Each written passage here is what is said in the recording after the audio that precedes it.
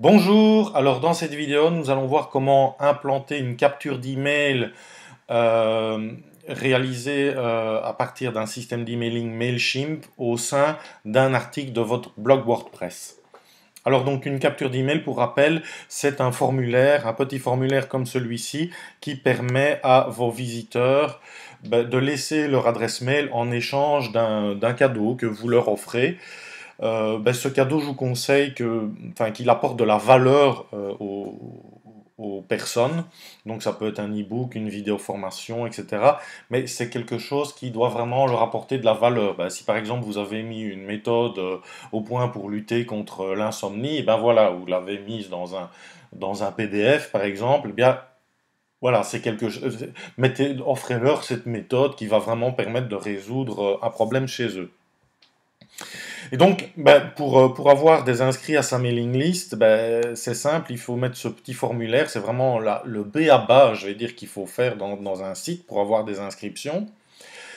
Maintenant, on peut aller plus loin en l'implantant directement dans les articles de votre blog que vous rédigez. Et à la fin de chaque article, vous pouvez mettre, écoutez, si l'article vous a plu, eh bien, laissez-moi votre adresse pour que je vous tienne informé. Et en plus, en cadeau, je vous offre, voilà, l'e-book qui permet la solution pour vous aider à vous libérer de vos insomnies, par exemple. Donc, c'est assez simple. Donc, ici, on va prendre un article de test que j'ai rédigé. Donc, vous allez dans votre administration WordPress. Voilà. Oups, où est-ce que je suis?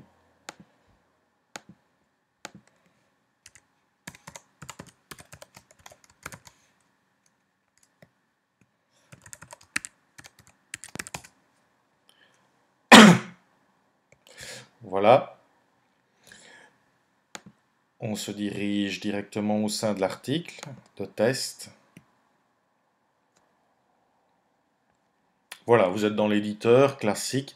Et donc, on va venir implanter le formulaire ici, juste après la fin de la ligne, là, juste en dessous. Alors pour ce faire, ici dans WordPress, il y a deux manières de voir l'éditeur de texte, hein. C'est en mode visuel, où ce que vous tapez est normalement ce qui va apparaître à l'écran, et le mode texte, où vous allez pouvoir implanter du code HTML, et c'est le texte brut de toute mise en forme en fait. Donc il faut se mettre en mode texte. Première chose. Et ensuite, nous allons aller chercher le formulaire Mailchimp et l'implanter directement à la fin de notre article. Alors, je me connecte ici à Mailchimp.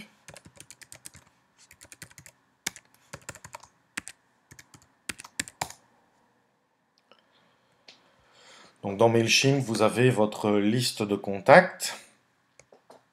Vous sélectionnez la liste, vous pouvez avoir plusieurs listes de contacts sur votre compte Mailchimp et ça vous permettrait évidemment de faire plusieurs mailing lists différentes. Si par exemple vous faites des produits d'information je vais dire des méthodes pour lutter contre l'insomnie et vous avez des programmes d'accompagnement, vous avez des formations peut-être en ligne, je ne sais pas, vous pouvez avoir une mailing list pour ces produits-là. Et si à côté de ça, vous vendez également je sais pas moi, des produits d'information pour, comment vais-je dire, pour perdre du poids, hein, par exemple, eh bien, vous pouvez avoir une autre mailing list qui sera la mailing list pour perdre du poids.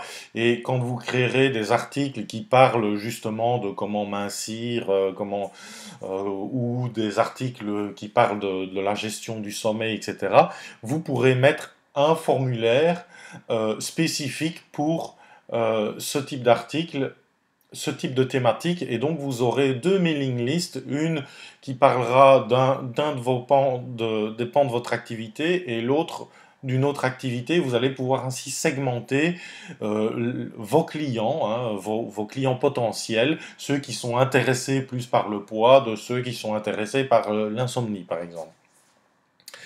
Donc ici, bon, on a juste une mailing list. Vous sélectionnez la mailing list de votre choix, enfin celle pour laquelle vous voulez, celle que vous voulez alimenter par l'article que vous avez écrit.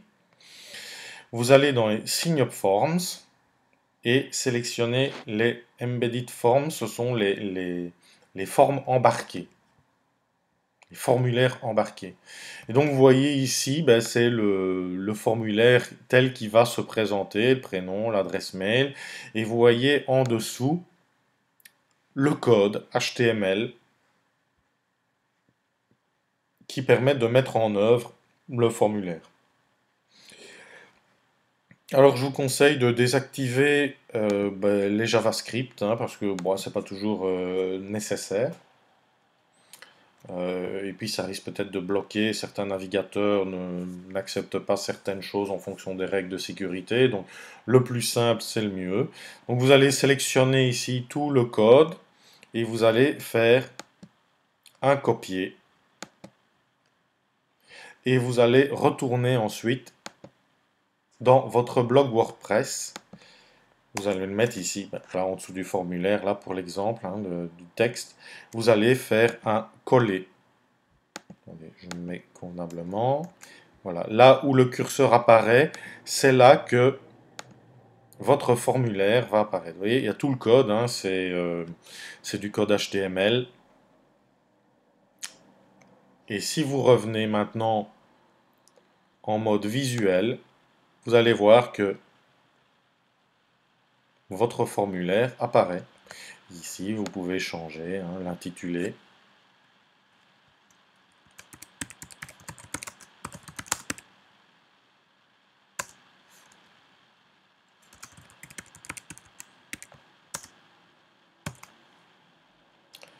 Là, et puis vous pouvez mettre du texte. Hein.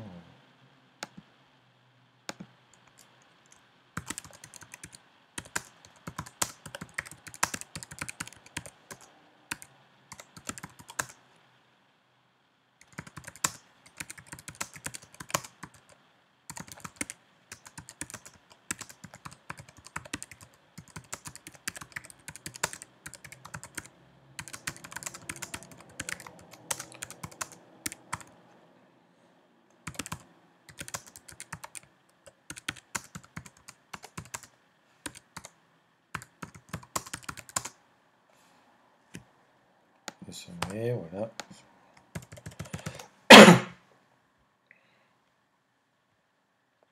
Voilà, simplement. Alors si vous voulez changer l'intitulé du bouton, on va retourner en mode texte. Vous allez tout dans le fond donc, de votre article. Ici, vous descendez. Et vous allez rechercher dans le code quelque chose qui commence comme ceci. Input class button. Et sur cette ligne, vous allez voir à un moment donné value égale subscribe. Et vous allez le changer par enregistrer par exemple. Sans rien modifier d'autre au reste. Juste changer ceci et faire mise à jour, enregistrer. Voyez. Quand vous retournez dans le visuel, ici, vous descendez et vous voyez, le formulaire a changé. Maintenant, si on retourne sur le site, donc avant, vous voyez, c'était l'article. On va faire une mise à jour de la page. Et vous voyez que le formulaire apparaît en dessous de votre article. Alors maintenant, vous pouvez masquer le formulaire et faire en sorte que le formulaire ne soit visible que aux gens qui cliquent sur l'article pour le voir. Donc ça, c'est relativement simple. Il vous suffit ici, par exemple, on va mettre après le texte, le formulaire, de mettre une balise mort. C'est en fait dans votre blog, quand vous avez de longs articles, dès que vous mettez cette balise à un endroit, eh bien, le texte qui sera affiché ne sera que le texte qui sera visible sera le texte jusqu'à cette balise-là. Et quand les gens vont cliquer sur l'article, ils vont pouvoir le voir dans sa totalité. Pardon. Donc voilà, il suffit de cliquer dessus. On ne voit pas beaucoup.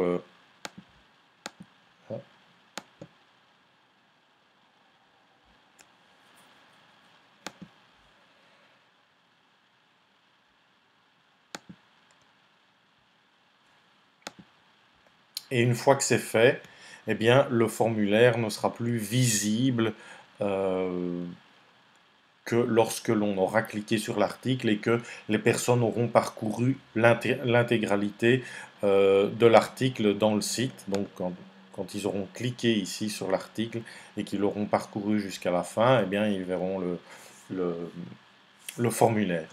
Et donc ça, c'est intéressant si vous le mettez vraiment à la fin. Par exemple, vous pouvez faire des tests, hein, le mettre en plein milieu, etc. C'est à vous de voir pour voir un petit peu le taux de conversion. Mais quand une personne laisse son adresse à la fin de l'article, ben, on peut imaginer que c'est parce qu'elle a vu tout l'article ou qu'elle a regardé toute la vidéo et que, bah, au final, elle a laissé son adresse parce que ça l'intéressait. Et donc, vous avez bah, des prospects, des clients potentiels qui sont intéressés vraiment par ce que vous avez écrit. Voilà, bah, ceci bah, clôture ce petit tutoriel sur la mise en place d'un formulaire Mailchimp au sein d'un article de blog WordPress. Voilà, bon travail à vous!